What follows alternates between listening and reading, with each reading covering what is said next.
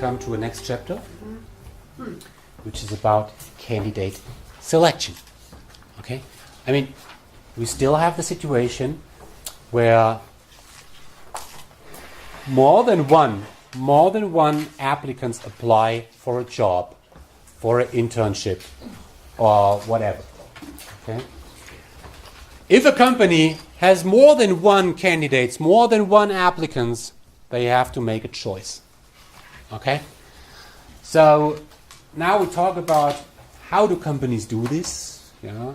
Why do they do interviews? How do they do interviews? Do they use tests? If yes, why? What? And what is the difference between a good test and a worse one? What is an assessment center? All this stuff. I mean, it's relevant to you because you should know this not only because you are a business student, you should know this because you will become a candidate too. Okay? So, these are our leading questions. We will look at the entire recruiting process from the application to the job offer, and we'll have a look at what will happen. Of course, in the first stance, the company will look at the CV, but in the later process, you might be invited to an assessment center. Yeah. We will look at this process. We will look at how things change along with this process. The question is now, how can a company predict the future performance? And that's what this is what candidate selection is all about. Predicting the future. If I hire you, will you perform well? That's about the future. And which kind of criteria are used to determine future success? Then a big chapter will be, we will talk about the different selection methods. We will talk about tests. We will talk about interviews. We will talk about how companies use the CV. We talk about assessment center. We talk about all this different stuff. And at the end, I want you to have really an idea about why companies do this, how companies do this. At the end, we'll talk about 3 criteria which we can use to determine whether a selection method is good or bad. There are selection methods which are ridiculous, where you cannot predict future. Things like maybe I look at your face and tell from the shape of your face whether you will perform well. Ridiculous. Validity, 0. Objectivity, 0. Reliability, 0. So I mentioned all these 3. We will talk about these 3 criteria in more detail. So we'll also talk about statistics then. Okay? So, what is it all about? I have a couple of applicants. Okay? Now, let's imagine I'm in a lucky situation that I offer a job and you all have applied for this job. I can only pick one out of you. So, what I need to do is I can say, well, I flip the coin. Or I do it somehow by chance. Yeah. Congratulations. Yeah. No, that would be bad. Yeah. I would like to predict the future. I predict performance. And the question is now, will I believe that in the future you will show a high level of performance or not? If I think that you will perform very well, I will hire you. I hire the one where I think the performance will be the best. That's what I do in the selection process. 1 year later, once I have hired you, I will know whether you have performed well or not. So this is the actual performance. So we have 4 situations where we can end up. One situation is that I say, well, I don't think that you will perform well, so I reject you. And indeed, if I would have hired you, performance would have been low. That's great. Okay? That was the right negative.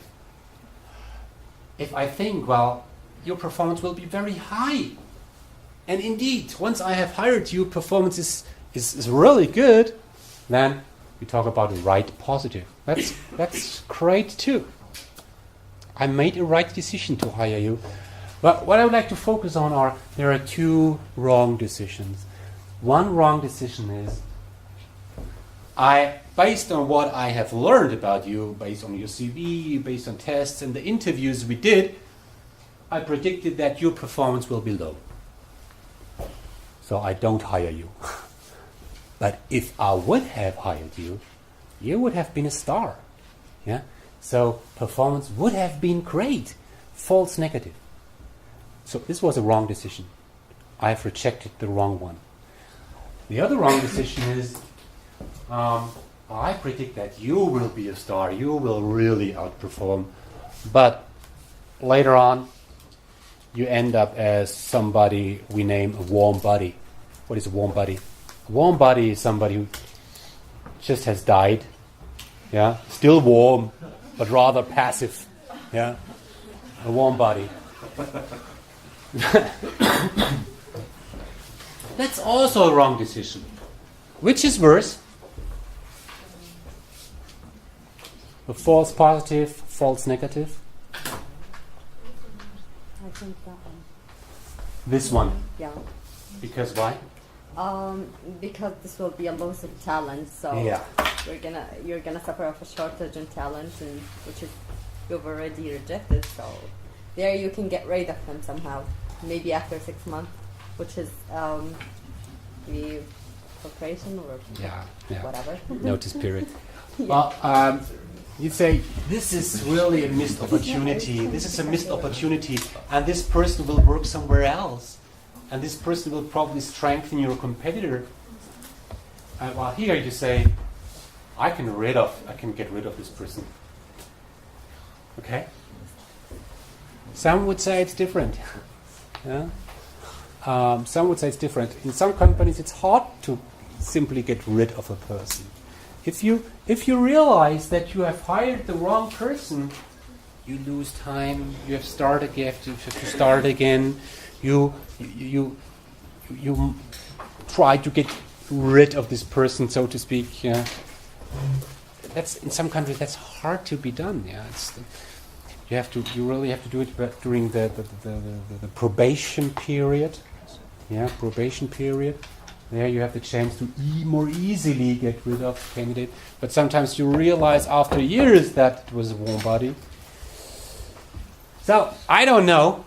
I leave it to you. I don't want to make a final decision what is really worse, wrong decision. But when we talk about candidate selection, it's about increasing the right decision and decreasing the false decision. That's what candidate selection is all about. So what do we do in talent acquisition? We fill positions, okay? Empty positions. We name these also vacancies. A vacancy is a position in a company that is approved to be filled, okay? And then all the recruiting efforts take place just to fill a position. I had to put it very simply. What I want you to see right from the beginning is that there is a difference between a position and a job. I once asked in an exam, what is a job? What is a job? I mean, everybody knows what is a job. But you think that a job is something I go to in the morning and I go home from it in the evening and I get paid for. No, this is not a job. What is a job? A job is defined simply as a set of responsibilities. All right? Well, if you compare me with one of my colleagues, maybe Professor Mergard, our dean, we have the same job. We have the same job, but we don't have the same position. Right? What is a position? A position is, let's put it simply, a position is simply a box in the org chart. It's located somewhere. Yeah. Most professors in Germany have the same job because they have the same responsibilities. Right? So a job is something qualitative. Right? It's something abstract. It's simply about the responsibilities, the tasks, while a position is really allocated somewhere in an organization. So a position is rather quantitative, so to speak. Yeah? At the end, we have an employee on a certain position in a company with a set of responsibilities. I mean, that's academic stuff.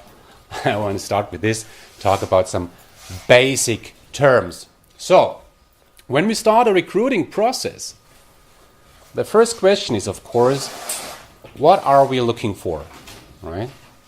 A company is looking for somebody who fills a position as key account manager. What the hell does a key account manager do? What is the responsibility? What are the requirements for a key account manager?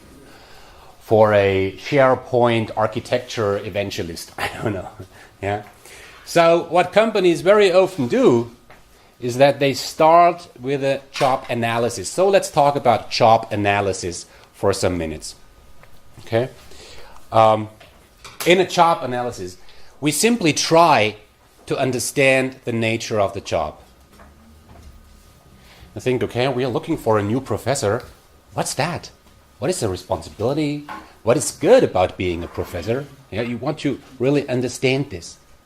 I mean, this is an easy example, but sometimes it's a little bit more complicated. So we do two things as part of a job analysis, as you can see on the slide. The first thing is we try to understand the critical requirements related to a job. Yeah? What are the required competencies somebody should have to successfully fill a position with a certain job? Right? I mean, that's clear.